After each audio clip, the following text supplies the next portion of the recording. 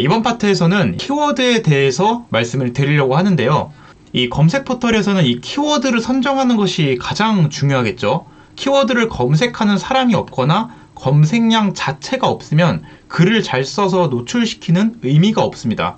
그래서 키워드를 먼저 선정을 하고 그 키워드를 검색하는 이 사용자의 의도를 파악해서 컨텐츠를 만들고 그리고 상단에 노출시키는 것. 사실 검색 포털에서는 이게 마케팅의 전부이긴 하죠. 그래서 키워드가 되게 다양합니다.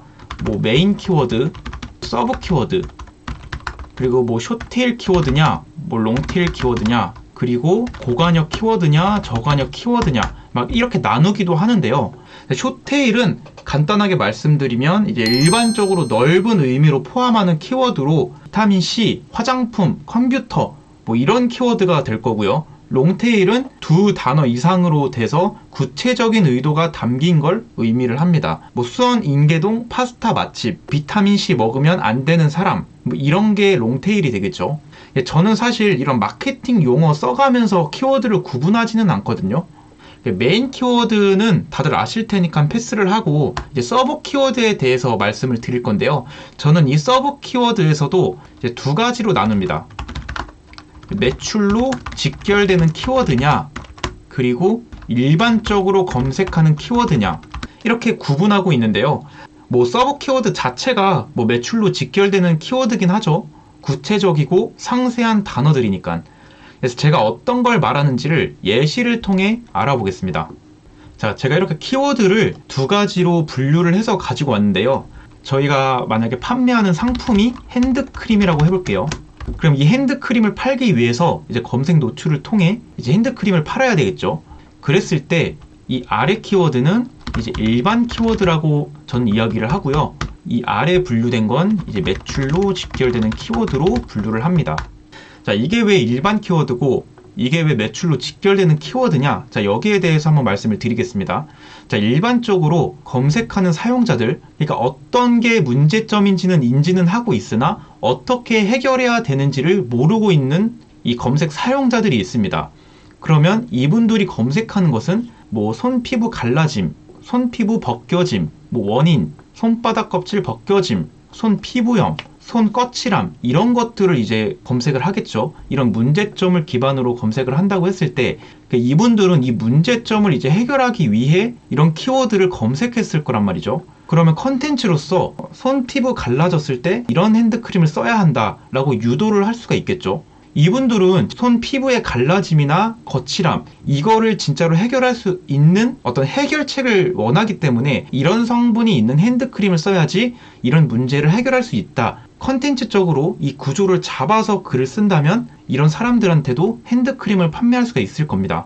그리고 매출로 직결되는 이 키워드가 뭐냐? 뭐 시어버터 핸드크림, 승무원 핸드크림, 아기 핸드크림 이런 키워드를 검색하는 분들은 상품군 자체를 인지하면서 구매 직전 단계에 있는 사용자 분들이시죠.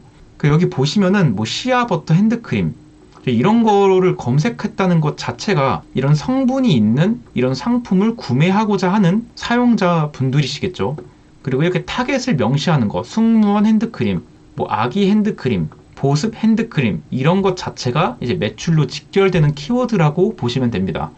일반 키워드의 경우에는 핸드크림에 대한 필요성을 느끼게 해서 핸드크림 추천을 하는데 이제 우리의 핸드크림이 더 좋다라고 유도를 해야 하는 분들이고 이제 매출로 직결되는 이런 키워드 자체는 이런 상품을 구매하려고 하는 사람들이기 때문에 매출로 직결된다라고 말씀을 드리는 겁니다. 그래서 아래 키워드 보면은 이제 오메가3 추천, RTG 오메가3 이런 것들은 이제 메인 키워드, 대형 키워드죠. 감마리놀레산 오메가3 그리고 오메가3 먹어야 하는 이유, 오메가3 먹으면 안 되는 사람 이런 롱테일 키워드. 자, 이런 롱테일 키워드의 경우에는 검색량은 적어도 구매 가능성이 높은 분들이시죠. 이제 구매 의도가 분명하기 때문에 그 사용자의 요구에 맞는 그 컨텐츠를 제작하면은 높은 전환율을 기대해 볼 수가 있는 겁니다. 그리고 기본적으로 이 키워드를 선정하실 때는 이런 검색량 그리고 이 키워드 검색 결과상 노출 경쟁도가 어떤지 이 두 가지 정도를 파악을 하시는 것을 권장을 드립니다. 가장 기본적인 검색량이기 때문에, 그러니까 오메가3 이런 것들은 애초에 오메가3를 구매하고자 하는 이 사용자분들이기 때문에 사실 이런 메인 키워드를 잡는 게 가장 효율적이긴 하죠. 근데 이런 오메가3 같은 뭔가 메인 키워드를 노출시키겠다 하면은 단가가 많이 높아집니다. 그 단가 자체가 높기 때문에 그 부담스러우실 수도 있거든요.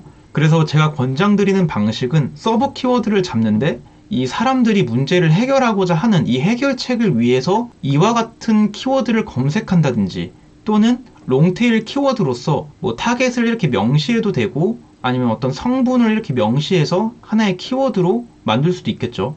그래서 이렇게 매출로 직결되는 키워드와 일반 키워드 이 두 가지를 일단 추출하신 다음에 검색량과 노출 경쟁도를 확인하시고 검색 의도를 추측해서 거기에 맞는 컨텐츠를 작성하고 노출시키는 것, 이게 이제 네이버 마케팅의 전부라고 보시면 됩니다. 자, 이렇게 키워드에 대해서 말씀을 드렸는데요. 자, 키워드 추출 이외로 내가 어떻게 이 검색 포털에서 마케팅을 효율적으로 할 수 있는지에 대해서 궁금하신 분들이 계실 텐데요. 그래서 아래 고정 댓글에 무료 마케팅 상담할 수 있는 설문 폼이 있으니까 무료로 마케팅 상담을 받고 싶은 분들은 설문 폼을 작성해 주시기 바랍니다. 자, 이것으로 키워드 편 마치겠습니다. 고생하셨습니다.